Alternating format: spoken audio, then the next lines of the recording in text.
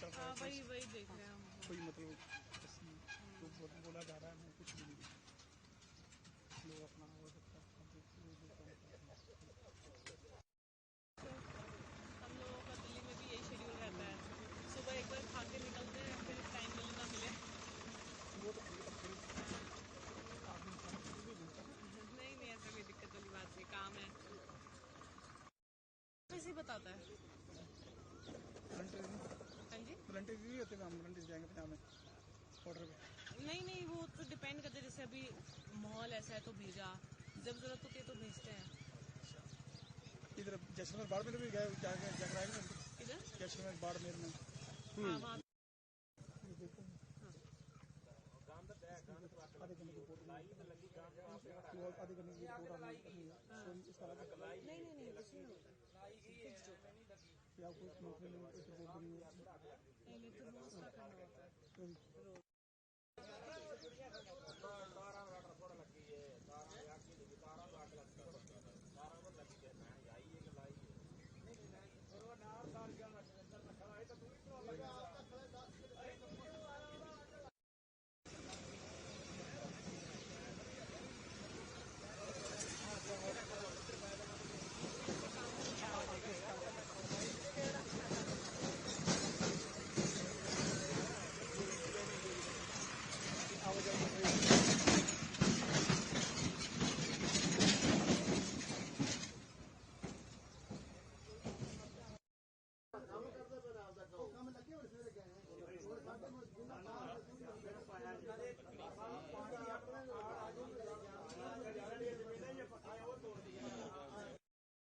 आपका नाम?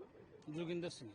तो अभी जैसा हम देख रहे हैं कि देश भर में एक दहशत का माहौल बना हुआ है, बताया जा रहा है कि शायद जंग हो गई, तो आप लोग जैसे बॉर्डर के इतना पास रह रहे हो तो यहाँ पे कैसा माहौल है? देखिए मैडम, आप देख रहे हो, आप बॉर्डर घूम कर आए हो, यहाँ पर जो स्थिति है बिल्कुल नॉर्मल है। 22-23 को मेरे यहाँ पहलगाम का अटैक हुआ है, उसके बाद दोनों देशों में तनाव तो है, हालात तनावपूर्ण है, लेकिन हमारे यहाँ बॉर्डर है बिल्कुल नॉर्मल है, यहाँ कोई ऐसी बात नहीं है। तो लोगों में कोई डर हो? कोई डर नहीं है। हम इनसे पहला 71 भी देखा है, 65 भी देखा है, कारगिल जंग भी देखा है, ऐसी कोई स्थिति नहीं है हमारे यहाँ। यहाँ पे जैसे बॉर्डर वाले एरिया में पास में काफी खेत हैं, तो क्या लोग नॉर्मली खेती कर रहे हैं सब कुछ? आप खुद देख कर आए हो, लोग खेती कर रहे हैं। अभी देखिए तूड़ी बन रही है हमारी इधर, गेहूं की कटाई हो चुकी है, कोई माहौल इधर नहीं है, कोई जंग वाला इधर ना, लोगों को मैं दहशत है। तो इस एरिया में क्या सरकार की तरफ से वैसे आप लोगों को सुविधाएं मिलती है? जैसे थोड़ा बॉर्डर की तरफ आता, थोड़ा सिटी से दूर है, तो सुविधाएं रहती हैं इधर सरकार? बिल्कुल जी बिल्कुल, हर सुविधा इधर मौजूद है, चाहे वो बिजली की हो, हेल्थ डिपार्टमेंट की हो, हर एक सुविधा इधर है हमारे पास। का नाम? तिलक सिंह जी। तो अभी जैसे थोड़ा तनाव का, दहशत का माहौल बना हुआ है, तो यहाँ पर कैसा माहौल है? माहौल बहुत अच्छा है जी, कोई ऐसी गलबात नहीं हैगी। तो आप लोग जैसे बॉर्डर के काफी नजदीक हैं, केवल 500 मीटर ही दूर हैं, तो थोड़ा डर होगा लोगों में? कोई डर नहीं जी। देशों में जैसे बताया जा रहा है क्योंकि दोनों देशों में तनाव है, अगर जंग हो गई तो? कुछ नहीं होता जी, लड़ेंगे, जंग लड़ने के तैयार है जी। और बाकी आपके इधर गांव में सारी सुविधाएं मिलती हैं सरकार की तरफ? मिल रही जी। कोई दिक्कत वाली बात हो? दिक्कत कोई नहीं जी। कुछ सुविधाएं जैसे बिजली पानी सब रहता है? बिजली मिल रही है, पानी भी मिल रहा है जी सरकार की तरफ से? हाँ जी। हाँ जी बताइए। जब से जो पहलगाम का अटैक हुआ है उसके बाद दोनों देशों में तनाव तो है। हमें तो सिर्फ ये बोला गया है बीएसएफ की तरफ से कि जितनी भी जीरो लाइन पे आपकी खेती है, कंटीली बार के अंदर है, वो आप कटाई कर लो, गेहूं की कटाई कर लो, आप तूड़ी बना लो, ठीक है, क्योंकि दोनों देशों में हालात तनावपूर्ण है, स्थिति कुछ भी हो सकती है, उससे पहला आप अपनी कटाई कर लो। तो जब ये अचानक से अटैक हुआ, क्योंकि लोग पहले उस तरफ भी जाते आते थे काम के लिए, तो उस वजह से कुछ नुकसान? नहीं, कोई नुकसान नहीं हुआ। हमारा गेहूं, गेट तो बंद है, गेट बंद है, हमारा गेहूं कट चुका है, ठीक है। कुछ एरिया में तूड़ी बनना रहता है, तूड़ी बन गया है, कुछ एरिया में रह गया है, लेकिन जब तक ऊपर से कोई उद्देश्य नहीं आता तब तक ये गेट बंद है। ये क्या नाम है आपका? दिलीप सिंह जी। तो आप यहाँ पे खेती करते? हाँ, खेती करते हैं। तो अभी बॉर्डर के जैसे काफी नजदीक हैं, थोड़ा तनाव का माहौल है, उस वजह से कोई नुकसान, कोई दिक्कत? अजे तक नहीं हुआ, तो नहीं हुआ नुकसान, कोई नहीं आया। गेट बंद ने, तूड़ी बन रही तार से अगे। तो अभी कुछ तनाव है या डर है लोगों में? नहीं, डर नहीं है इत्थे। नहीं डरते, नहीं डरते लोग, नहीं डरते। दिनचर्या नॉर्मल चल हाँ रहा हाँ, है? नॉर्मल जगह चल रही है। क्या नाम है आपका? मेरा नाम अमर सिंह। आप यहाँ पे खेती कर? यहाँ खेती बाड़ी करते हैं। खेती करने से पहले मैं सर्विसमैन था, बीएसएफ में नौकरी कर रहा था। अच्छा, तो अभी थोड़ा तनाव का माहौल है, बॉर्डर बंद है, उस वजह से कुछ दिक्कतें आ रही होंगी? दिक्कतें तो नहीं आ रही, लेकिन जो तारबंदी के अंदर बड़ा खेती है, गेट तो बंद कर रखे हैं, किसी किसान को नहीं जाने दे जा रहा।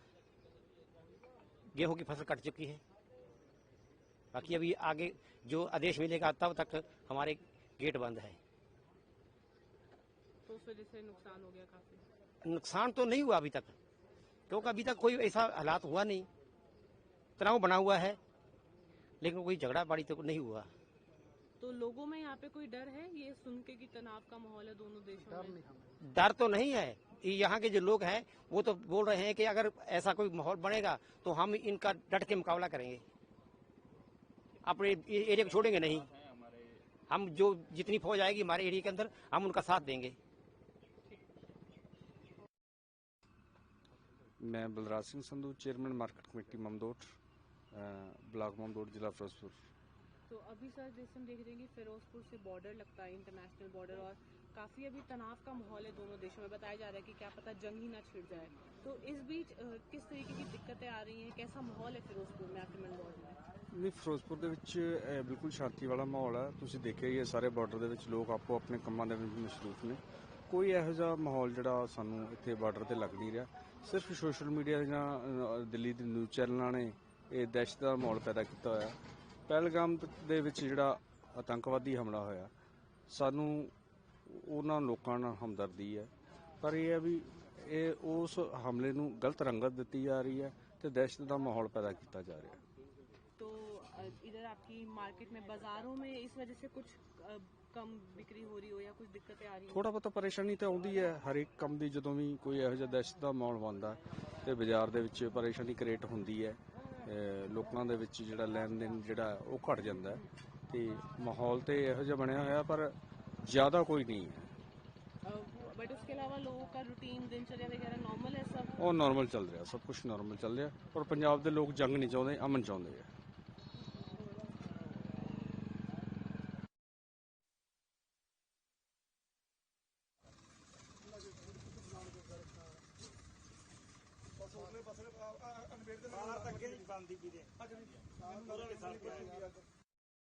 ਸਾਰਾ ਕੰਮ ਸਾਫ ਰੱਖਣੀ ਉਹਦਾ ਬਾਰਡਰ ਲੰਘ ਜਾਣੀ ਸੀ, ਬਾਰਡਰ ਲੰਘ ਗਈ, ਪਾਕਿਸਤਾਨ ਆ ਕੇ ਆਪਣੇ ਕੰਮ ਕਰਾਓ ਇਸ ਗੇਟ ਤੇ 208 ਗੇਟ ਤੇ ਪਾਕਿਸਤਾਨੀ ਗੱਡੀ ਆ ਰਹੀ ਹੈ।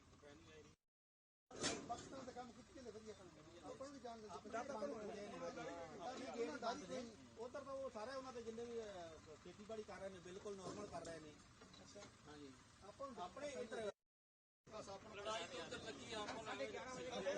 पाकिस्तान की रेंजर की गाड़ी आई थी, नहीं आपकी गाड़ी बंद की आई है, कितनी स्पीड में गाड़ी लेके गए हैं कि इंडिया वाले कहीं अटैक न कर। ऐसे हुआ है, डर है, उनको डर है कि